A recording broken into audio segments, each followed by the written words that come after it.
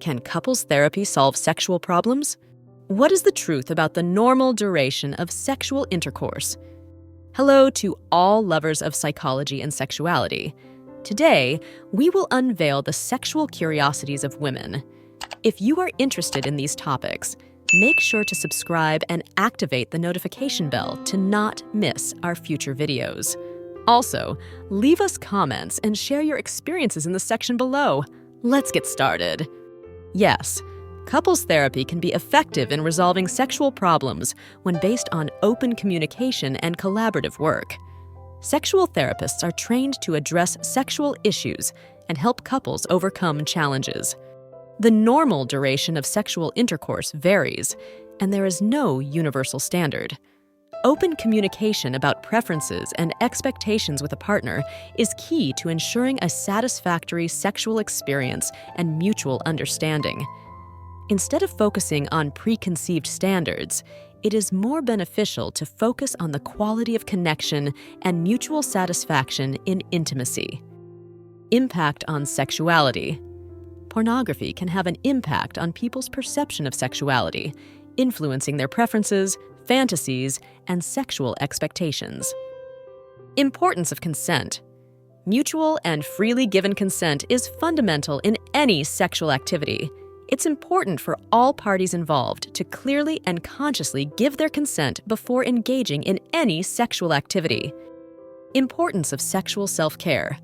Sexual self-care includes practices such as genital self-examination, body exploration, and proper use of contraceptives and protection against sexually transmitted diseases. Improvement in emotional well-being. Masturbation can be an effective way to reduce anxiety, improve mood, and promote emotional well-being by releasing tension and increasing the sensation of pleasure. Individual differences. What works for one person in treating anorgasmia may not work for another, as causes and contributing factors can vary significantly from one person to another. Influence of culture and religion. In some conservative cultural or religious environments, discussing sexuality and seeking treatment for anorgasmia may be taboo, making it difficult for those affected to seek help. Inspiration in film and television. The Kama Sutra has been depicted in numerous movies, television series, and plays, both as an object of academic study and as a source of entertainment and creative exploration. In Japan, sex education tends to be more focused on biology and reproduction, with less emphasis on emotional aspects and interpersonal relationships. However, due to easy access to online pornography, many young people obtain information about sex from non-educational sources. Kama Sutra in gastronomy. Some restaurants offer themed menus inspired by the Kama Sutra, where dishes and drinks bear suggestive names and are creatively presented to stimulate the senses. Latex and leather clothing fetishism. Latex and leather clothing fetishism involves sexual attraction towards tight and shiny garments, such as latex suits or leather jackets. These garments may symbolize power, dominance, or simply be aesthetically appealing to those with this fetish. Legislation and censorship. Pornography is subject to laws and regulations in many countries, ranging from total censorship to regulation of production and distribution to ensure compliance with legal and ethical standards. Lingerie fetishism. This fetish focuses on sexual arousal caused by a partner's underwear or lingerie, which may include garments such as bras, panties, thongs, etc. Masturbation and empowerment. For many women, masturbation is a form of sexual empowerment by taking control of their own pleasure and exploring their sexuality without shame or taboos. Masturbation as a healthy practice. Masturbation is a normal and healthy sexual activity that can provide pleasure, relieve stress, and help people learn about their own bodies and sexual desires. Masturbation in older age. Masturbation is not exclusive to young people. Many older women continue to enjoy masturbation as a way to maintain a healthy and satisfying sexual life. Media influence. The media, such as movies, TV shows, and erotic literature, can influence people's sexual fantasies by presenting scenarios and situations that spark imagination. Mental stimulation. Sexual arousal in women can be closely linked to mental stimulation.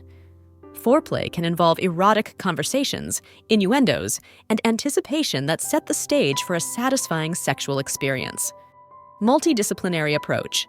Effective treatment of premature ejaculation often requires a multidisciplinary approach, including lifestyle changes, sexual therapy, medications, and stress management techniques.